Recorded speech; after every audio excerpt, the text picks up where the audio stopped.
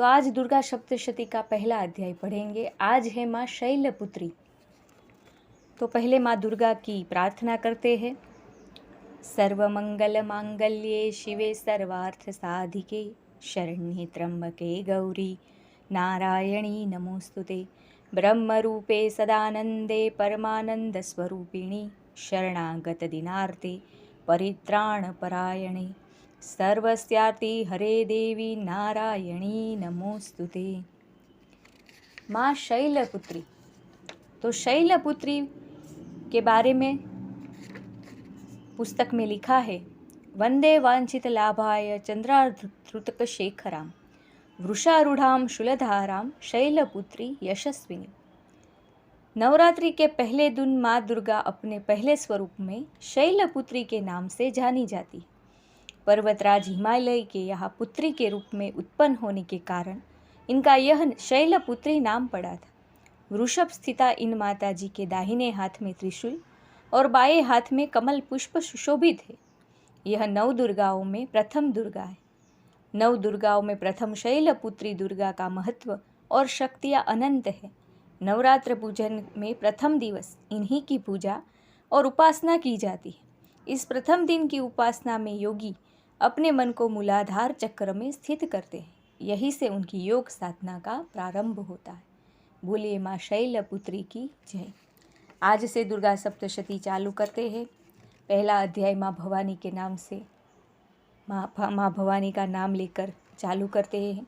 श्री गणेशाय नमः, श्री सरस्वतीभ्यो नमः, श्री मातृभ्यो नमः। अपने अपने कुलदेवी को प्रणाम कीजिए। पहला अध्याय दुर्गा सप्तशती।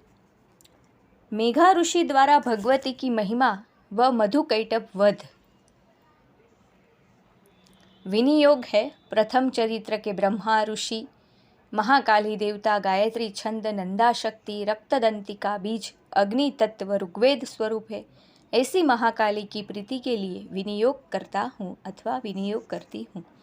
ध्यान है खंग चक्र गदा बाण धनुष परिध शूल भुषुंडी शीर और शंख सहित सब अस्त्रों को 10 हाथों में धारण किए, 3 नेत्रों वाली, सर्वांग में आभूषणों से सुसज्जित, नीलमणि की कांति के समान शरीर के रंग वाली, मधु कैटभ का दमन करने वाली, 10 पैर वाली महाकाली देवी का स्मरण विष्णु भगवान ने किया है, उसी को मैं ध्याता हूँ।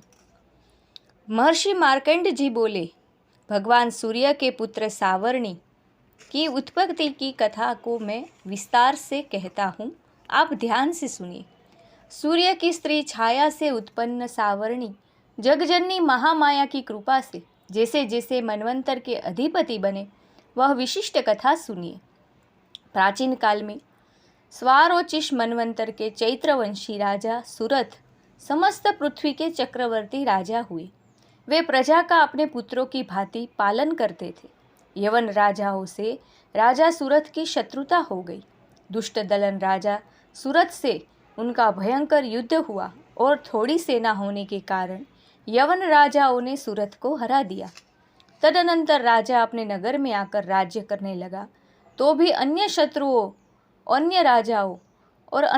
राजाओं ने राजा सुरथ पर चढ़ाई कर दी और नगर में भी दुराचारी मंत्रियों ने राजा का कोष, सैन्य तथा समस्त वस्तुएं छीन ली। तब राजा हारकर अकेला ही घोड़े पर सवार हो शिकार खेलने के बहाने घोर जंगल में चला गया। वहाँ उन्होंने महर्षि मेघा का सुंदर आश्रम देखा, जो अहिंसक सिंह आदि पशुओं तथा शिष्यों और मुनियों से शोभित था। वहाँ बैठे हुए महर्षि मेघा को राजा सुरथ ने नमस्कार किया और मुनि से उचित सत्कार पाकर उसी आश्रम में रहने लगा। कुछ काल के बाद फिर वह अपने राज्य तथा प्रजा की चिंता से विचारने लगा कि जिस राज्य को मेरे पूर्वजों ने भली भांति चलाया और प्रजा का पालन किया, वह आज मुझसे दूर चला गया। वे दुष्ट मंत्री राज्य का पालन धर्मनीति के अनुसार कर रहे होंगे या नहीं, और मेरा मुख्य हाथी भी दुश्मनों के वश में हो जाने से क्या क्या कष्ट भोगता होगा। जो आज्ञाकारी नौकर नित्य प्रसन्नता से धन और भोजन प्राप्त करते थे, अब उन दुष्ट राजाओं के आश्रय में रहकर कष्ट पाते होंगे। मंत्री राज्य के धन को कुमार्ग में व्यर्थ ही अपव्यय करते होंगे। जो धन मेरे पूर्वजों ने बड़े कष्ट से संग्रह किया था सो नष्ट हो गया होगा। इस प्रकार वह राजा राज्य की सभी बातों की चिंता करने लगा। कुछ समय पश्चात एक दिन आश्रम के समीप एक वैश्य को आते देखा तो राजा ने उससे पूछा कि अरे भाई, तुम कौन हो और यहाँ क्यों आए हो? तुम्हारा मलिन मुख शोक युक्त क्यों दिखाई देता है? इस प्रकार राजा सूरथ की बातों को सुनकर उस समाधि नाम के वैश्य ने राजा सूरथ से कहा कि हे राजन, मैं समाधि नाम का एक वैश्य हूँ। मेरा जन्म धनवान कुल में हुआ है। मेरे दुष्ट स्त्री व पुत्र आदि ने मुझे धन के लोभ से घर से निकाल दिया है और मेरा धन छीन लिया है। मैं धन, स्त्री, पुत्र से रहित हूँ। अब अकेला दुखी होकर इस वन में आया हूँ। मुझे अपनी स्त्री एवं बंधुओं का कुछ पता नहीं। मैं यहाँ रहने के कारण अपनी स्त्री, पुत्र तथा स्वजनों की परिस्थिति को नहीं जानता कि वे इस समय अपने स्थान पर सुखी है या दुखी। मैं ये भी नहीं जानता कि मेरे पुत्र सदाचारी है या व्यभिचारी।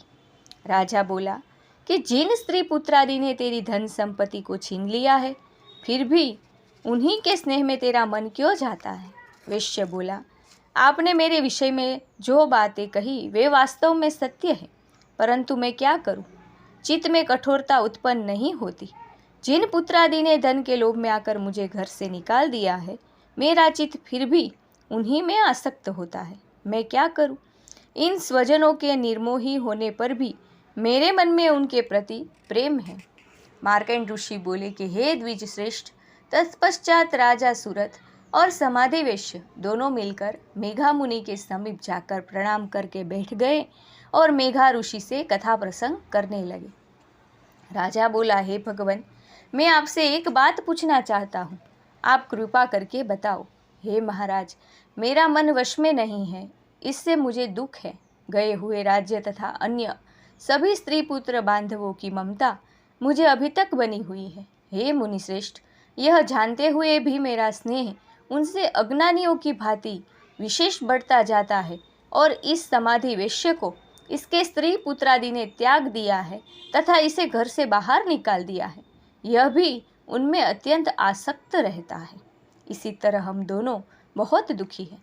हे महाभाग, उनके दोषों को जानते हुए भी हम दोनों का हृदय उनके प्रति ममता में आसक्त रहता है। इतना ज्ञान होते हुए भी ऐसी ममता क्यों है? हम दोनों को अज्ञानियों की भांति मूढ़ता क्यों उत्पन्न हो रही है? महर्षि मेघा ने कहा, समस्त जंतुओं को जानने योग्य ज्ञान होता है। हे महाभाग, सभी प्राणी पृथक पृथक होते हैं। कोई दिन में नहीं देखते तो कोई रात्रि में नहीं देखते और कोई दिन रात्रि में समान दृष्टि से देखते हैं। पुरुष ज्ञान युक्त है, यह सत्य है, इसमें संदेह नहीं। केवल इसमें ही नहीं, सभी पशु पक्षी मृगादि में भी मनुष्य की भांति ही ज्ञान होता है। यह स्थूल ज्ञान होता है। जैसे मनुष्यों में आहार आदि की इच्छा उत्पन्न होती है, वैसे ही पशु पक्षी आदि में आहार विहार, निंद्रा और मैथुन आदि की इच्छा उत्पन्न होती है। ज्ञान होने पर भी पक्षियों को तो देखो, भूखे होने पर भी ममता में वश अपने बच्चों को चाच में स्नेह से चुगा देकर प्रसन्न होते हैं। हे राजन, मनुष्य भी अपने पुत्र पौत्रों से इसी भांति बर्ताव करते हैं। वह पालन पोषण इस इच्छा से करते हैं कि जब हमारी वृद्धावस्था आएगी तब हमारा पालन पोषण वे करेंगे। क्या तुम यह नहीं देखते कि पुत्रादि उनका भरण पोषण न भी करें तो भी माता पिता को तो करते ही है, क्योंकि विश्व की स्थिति को रखने वाली महामाया के प्रभाव से वे मोह के गड्ढे में डाल दिए गए हैं। इसमें कोई आश्चर्य नहीं है, क्योंकि यह भगवान विष्णु की योग निंद्रा है, जिसे संसार मोहित हो जाता है। यही भगवान की महामाया है। वह भगवती देवी बड़े बड़े ज्ञानियों के चित्त को जबरदस्ती खींचकर मोह में डाल देती है। इस देवी ने ही चराचर विश्व को उत्पन्न किया है और यह देवी प्रसन्न होकर भक्तों को वरदान देती है, जिससे मुक्ति मिलती है। वही मुक्ति की परम हेतु सनातनी ब्रह्म ज्ञान स्वरूपा विद्या है। राजा बोला, हे भगवान, आप जिसे महामाया कहते हैं वह कौन सी देवी है? वह देवी कैसे उत्पन्न हुई और उसका कार्य क्या है? उसका स्वभाव, स्वरूप, उत्पत्ति आदि के विषय में मैं सुनना चाहता हूँ, सो आप सभी वृत्तांत मुझे सुनाइए। ऋषि ने कहा, वह देवी नित्य है और चराचर में व्याप्त है, तथापि उसकी उत्पत्ति अनेक भांति से है। उस कथा को तुम मुझसे सुनो। यह भगवती देवताओं के कार्य सिद्धि के लिए उत्पन्न होती है और अजन्मा होकर भी उत्पन्ना कहलाती है।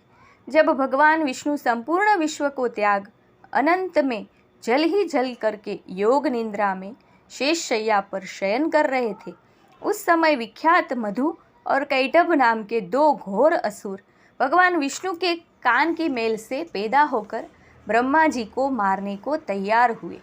ब्रह्मा जी विष्णु भगवान के नाभि कमल पर स्थित थे।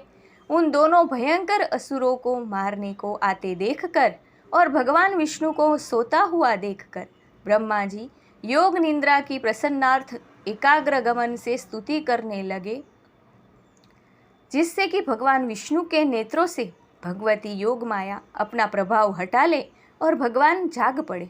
वह योग माया विश्वेश्वरी, जगत माता, स्थिति एवं संहार करने वाली भगवान विष्णु की अतुल तेज वाली निद्रा स्वरूपा अनुपम शक्ति है।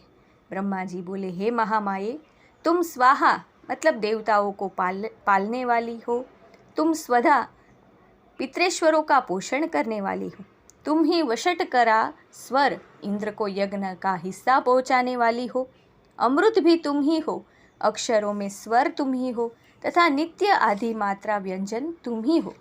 हे देवी, तुम ही संध्या, सावित्री और संसार की जननी हो, और हे मातेश्वरी, विश्व को उत्पन्न, पालन और संहार करने वाली आप ही हो। आप ही महाविद्या, महादेवी, महासुरी हो। आप ही समस्त चराचर के तीनों गुणों सत्व, रज, तम को उत्पन्न करने वाली प्रकृति हो।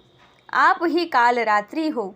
आप खड्ग, शूल, घोर, गदा, चक्र, शंख, धनुष, बाण, भुषुंडी, परिध आदि अस्त्र शस्त्रों को धारण करने वाली हो। हे देवी, आप ही सौम्यता हो तथा संसार में आप ही अति सुंदर हो। पर तथा अपरों में श्रेष्ठ आप ही परमेश्वरी हो। जो इस विश्व की रचना और पालन संहार करते हैं, उन भगवान विष्णु को आपने अपनी निद्रा के वश में कर लिया है। फिर भला बताइए कि कौन आपकी प्रार्थना करने में समर्थ है, जबकि आपने भगवान विष्णु, शंकर तथा मुझसे यह शरीर ग्रहण कर लिया है। आप तो अपने प्रभाव से स्वयं प्रकाशित हो। मधु और कैटभ नाम के इन महादुष्टों को आप मोह लीजिए और विश्वपति भगवान विष्णु को जगाइए। इन दोनों महाअसुरों का संहार करने के लिए भगवान को बुद्धि दीजिए।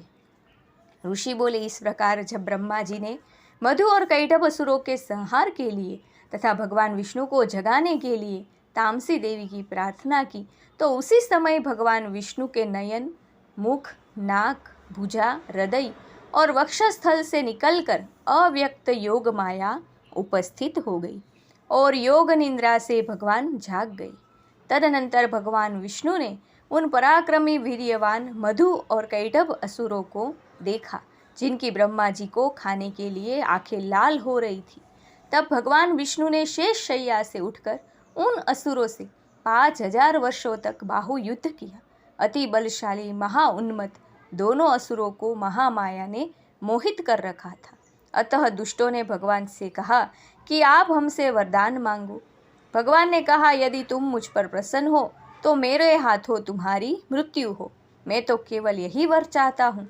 ऋषि ने कहा, इस भांति जब भगवान ने उनसे यह वरदान ले लिया तो वे भगवान से कहने लगे कि हमें सर्वत्र जल ही जल दिखाई देता है, इसलिए हे भगवान, हमारा वध उस स्थान पर कीजिए जिस जगह पर पानी न हो।